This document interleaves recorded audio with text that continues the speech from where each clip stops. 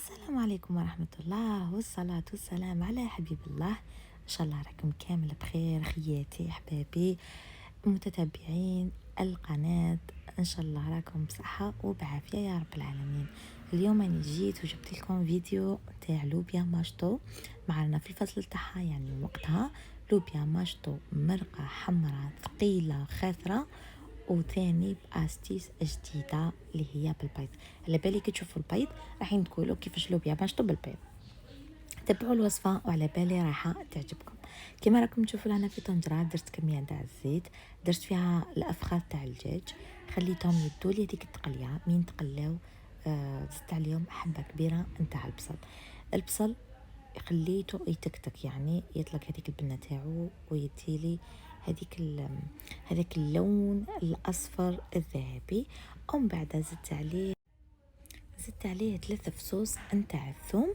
كما راكم تشوفوا انا التقليه نخليها تديلي وقت، يعني ان كلش البصل الثوم الدجاج نخلي كلش يذبل في بعضه ويطلق هذيك البنه. ومن بعد واش زدت عليه حبه طماطم تكون متوسطه، فوتها في لاشواغ كما راكم تشوفوا. وهذا اللي بقى لي في لاشواغ راح نزيد عليه الماء سخون، ما نقيسوش يعني وما نلعبوهاش بريستيج. ندير عليه الماء سخون ونعاود نقلبه للطنجره تاعي باش نقلي به. هنا بعد ما طوماطيش خلطها وخليتها تكتك مع هذوك الدجاج والبصل والثوم، ندير عليه التتبيله اللي هي فلفل احمر فلفل احمر حلو اللي هو العكري ولا بابريكا، نزيد عليه مغرفه صغيره نتاع راس الحانوت، ونزيد عليه نص ملعقه نتاع الفلفل الاسود اللي هو الحرور.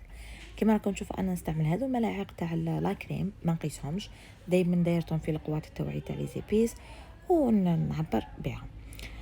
وثاني نقطه ثانيه ملاحظه ماركوها عندكم، انه انا التتبيله ما نديرهاش في البدايه، نخلي الدجاج يتقلى هو الاول، ومن بعد ما يتقلى لي يدي لي هذاك اللون الدجاج نزيد عليها البصل والثوم الا كان كاين. ومن بعد كي يتقلاو في بعضهم بعض عاد بنزيد التتبيله. بعد ما تقلاو وعطاوني ديك البنه تاعهم وكلش، زدت اللوبيا ماشطو لهنايا انا ما غليتها ما فورتها ما والو، درتها هكاك خضره بعد ما قطعتها وغسلتها مليح وشللتها يعني من داك التراب وكاع.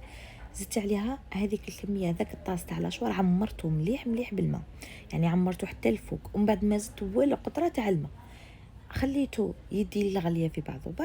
بعد ما غلا نقصت له وزدت له ملعقه كبيره نتاع الملح، باسكو كيما لاحظتوا في الاول ما درتش الملح.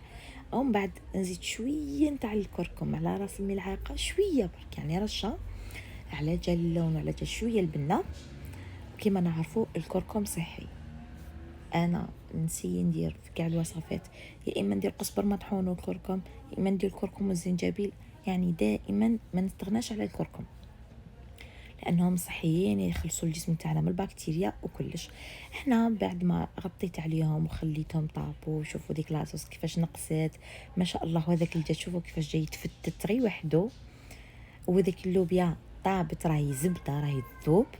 هنا في هذه المرحله نحي الدجاج على جهه، وحنا ناس الوسط ولا ناس الغرب يبغوا البطاطا مقليه تقريبا مرافقه لكاع الاطباق. درت مقله تاع بطاطا، ولا هنا جيت لهذاك الطاجين بعد ما نحيت له الدجاج درت عليه رشه نتاع المعدنوس وخلطته هكا في بعض. ومن بعد واش نزيد نوجد على جيه 2 حبيبات نتاع البيض مع رشه معدنوس وشويه نتاع الملح على راس المغرف. نزيدها لهذيك اللوبيا تاعي ونعطي له غليه. مين يبدا يتكتك نطفي عليه. شوفوا ما شاء الله هذيك لاصوص الخضره الثقيله راهي تسخف، وديك اللوبيا مشطوب بالمعدنوس والبيض وكلش. صدقوني وصفه وعليها الكلام، ما كنتش راح تندموا كي تجربوها. وثاني هذا طبق تقدري تحطيه لضيافك، تحطيه في رمضان، تحطيه لوليداتك، يعني طبق ليه بالخف يوجد ما يشدلكش كاع الضياف. ميمسي تكون اللوبيا تاعك خضره بلا غليه بلا تفوار.